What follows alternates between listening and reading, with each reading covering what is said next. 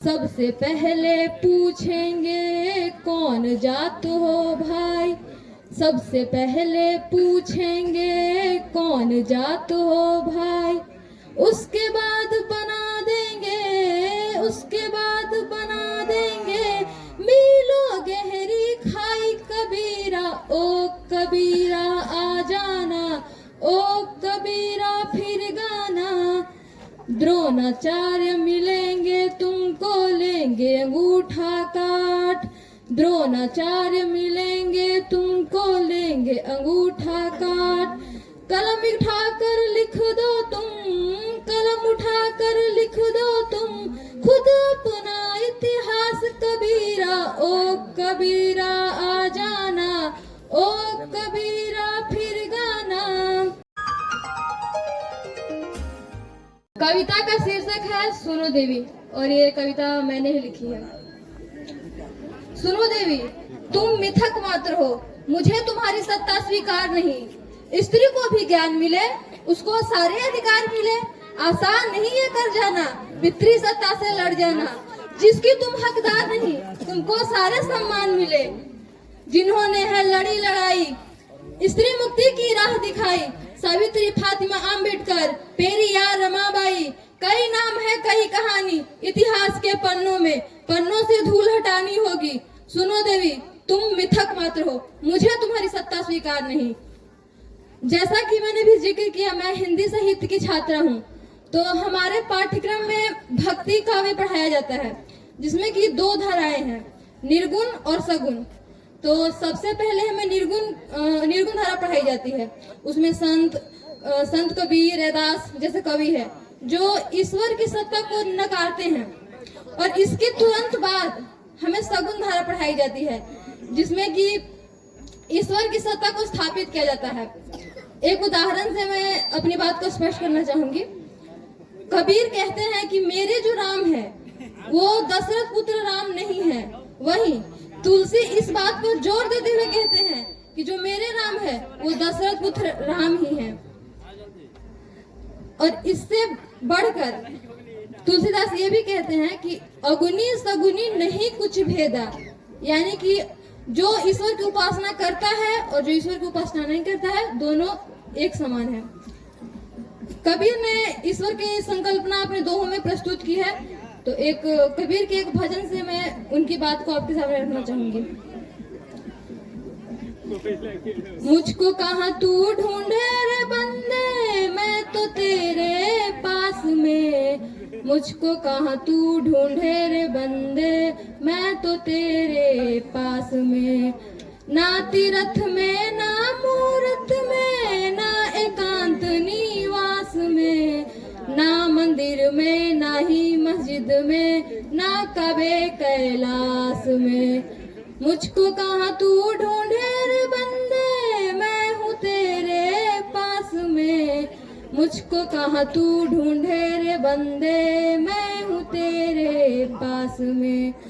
ना मैं जप में, ना मैं तप में, ना मैं व्रत उपवास में, ना मैं क्रिया कर्म में रहता, ना ही योग संन्यास में।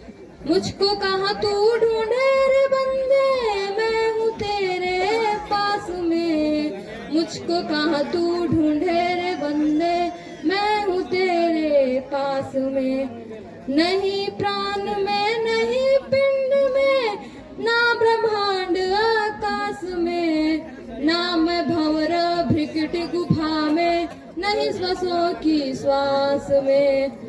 मुझको कहाँ तू ढूंढे रे बंदे, मैं हूँ तेरे पास में। मुझको कहाँ तू ढूंढे रे बंदे, मैं हूँ तेरे पास में। खोजी होए तुरंत मिल जाऊं, एक पल की तलाश में। कहे कबीर सुनो भाई साधो, मैं तो हूँ विश्वास में। मुझको कहाँ तू ढूंढे रे बंदे, मैं हूँ तेरे पास में। मुझको कहाँ तू ढूंढे रे बंदे, मैं हूँ तेरे पास में। अभी एक किताब आई है लक्ष्मण यादव की, प्रोफेसर की डायरी। तो जब आप उस किताब को पढ़ेंगे तो आपको ब्राह्मणवाद की जड़ें महसूस होंगी। तो उस किताब को पढ़ने के बाद मुझे ऐसा लगा कि इस युग में कबीर की आवश्यकता है। तो एक गीत प्रस्तुत कर रही हूँ आपके सामने। ओ कबीरा आ जाना, ओ कबीरा फिर गाना, ओ कबीरा आ जाना, ओ कबीरा फिर गाना। जाति पाति के फेर में नास मनुष्य का होय, जाति पाति के फेर में नास मनुष्य का होय। आद मरता पैरन में, आद मरता पैरन में, कुकुर गोदियन सोए कबीरा, ओ कबीरा आ जाना, ओ कबीरा फिर गाना। सबसे पहले पूछेंगे कौन जात हो भाई, सबसे पहले पूछेंगे कौन जात हो भाई। उसके बाद बना देंगे, उसके बाद बना देंगे मीलों गहरी खाई कबीरा, ओ कबीरा आ जाना, ओ कबीरा फिर गाना। द्रोणाचार्य मिलेंगे तुमको लेंगे अंगूठा काट, द्रोणाचार्य मिलेंगे तुमको लेंगे अंगूठा काट। कलम उठाकर लिख दो तुम, कलम उठाकर लिख दो तुम खुद अपना इतिहास कबीरा, ओ कबीरा आ जाना, ओ कबीरा फिर गाना। हर कॉलेज हर ऑफिस में बैठे कुंडली मार, हर कॉलेज हर ऑफिस में बैठे कुंडली मार। शोषित वंचित पिछड़ों पे, शोषित वंचित पिछड़ों पे करते अत्याचार कबीरा, ओ कबीरा आ जाना, ओ कबीरा फिर गाना। मेहनत कस हम लोगों ने बदल दिए हालात, मेहनत कस हम लोगों ने बदल दिए हालात। विश्व गुरु हम बन बैठे, विश्व गुरु हम बन बैठे, लेकिन जाति न जात कबीरा, ओ कबीरा आ जाना, ओ कबीरा फिर गाना। जय भीम का नारा तो गूंज रहा चहुओर, जय भीम का नारा तो गूंज रहा चहुओर। संविधान के हाथों में, संविधान के हाथों में बहुजन की है डोर कबीरा, ओ कबीरा आ जाना, ओ कबीरा फिर गाना। अगर हम वर्तमान संदर्भ में देखें तो एक जसिंता करकेटा नाम की कवित्री हैं जो कि आदिवासी विवर्स पे लिखती हैं। तो उनका एक काव्य संग्रह है ईश्वर और बाजार।